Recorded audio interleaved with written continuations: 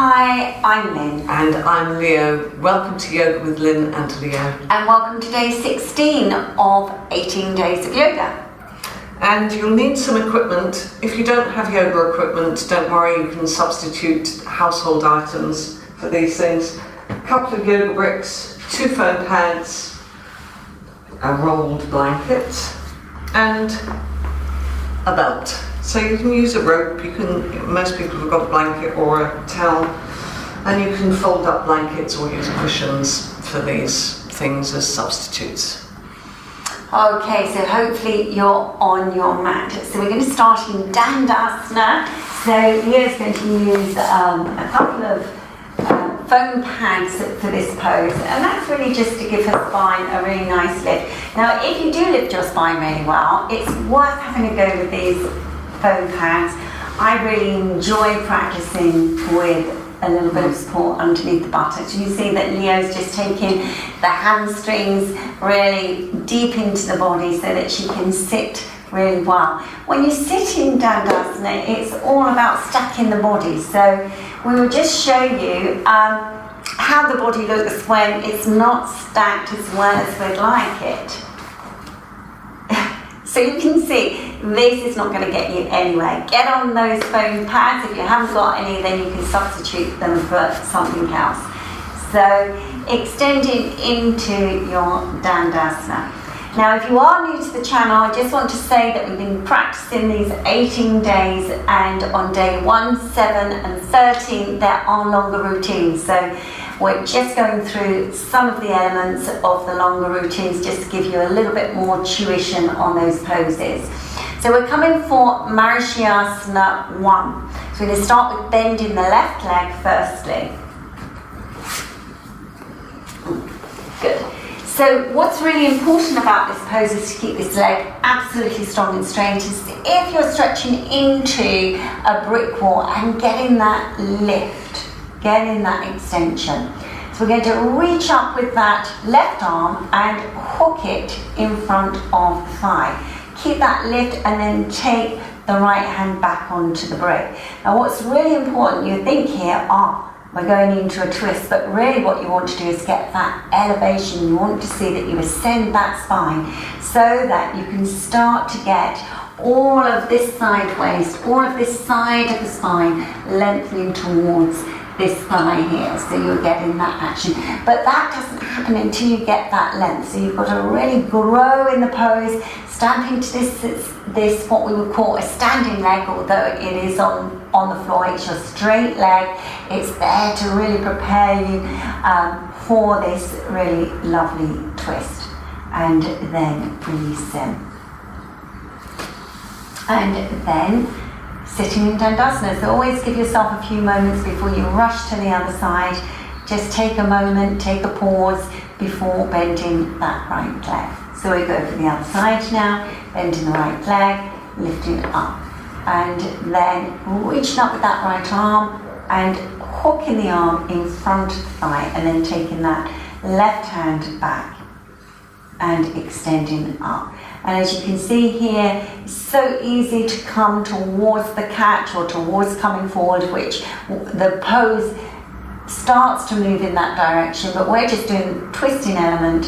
So go and see that you use the upper arm, inner thighs, the fulcrum to lift up even more, and then get that length throughout the spine and really turn that left side. That's it, and get that extension.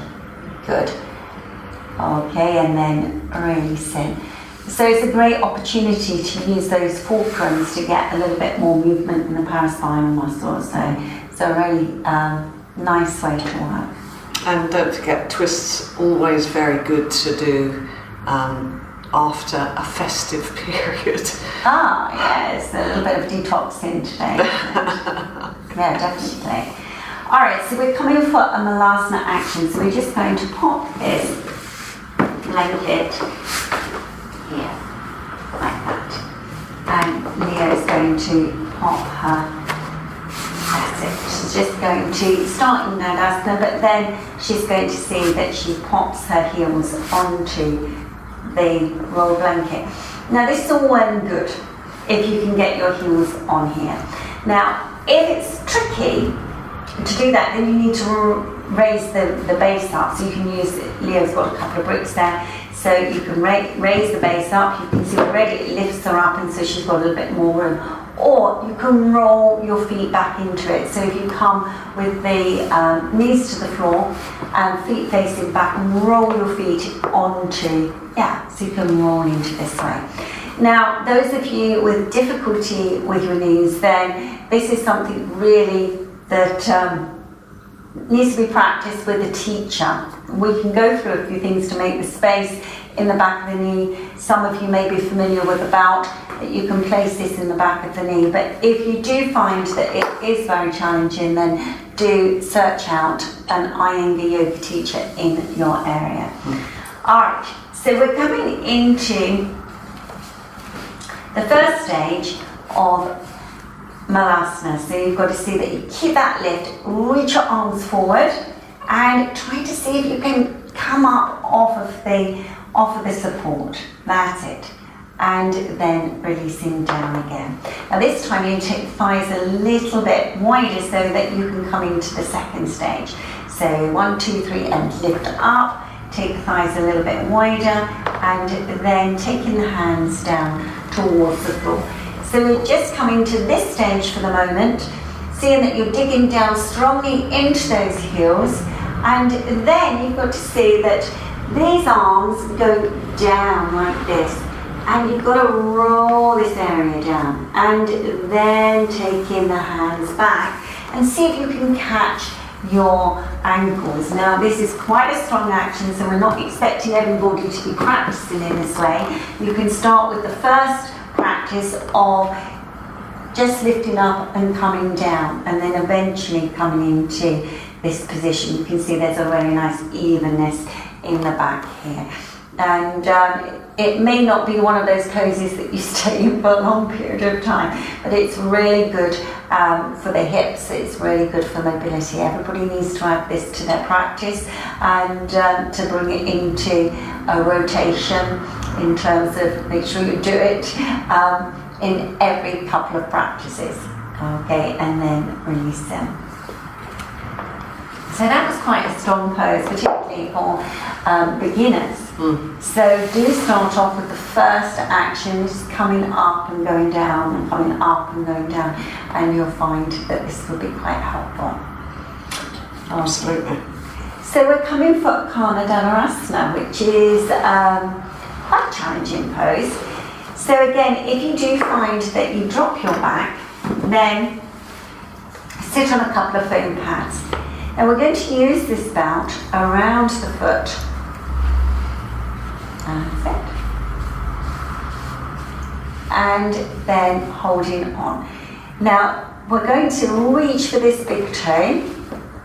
That's it, 2 fingers and thumb. And then bring the leg up and bring it back. So you want to see that actually you're going up through the centre of the body, keeping this leg nice and straight, and seeing that you're looking forward, straight forward. But you've got to still keep to try to get that momentum of lift, and then releasing. So eventually take that foot all the way to the ear. So it's quite a challenging action. And also we hold on to the big toe as well without the belt. So that takes quite a lot of work.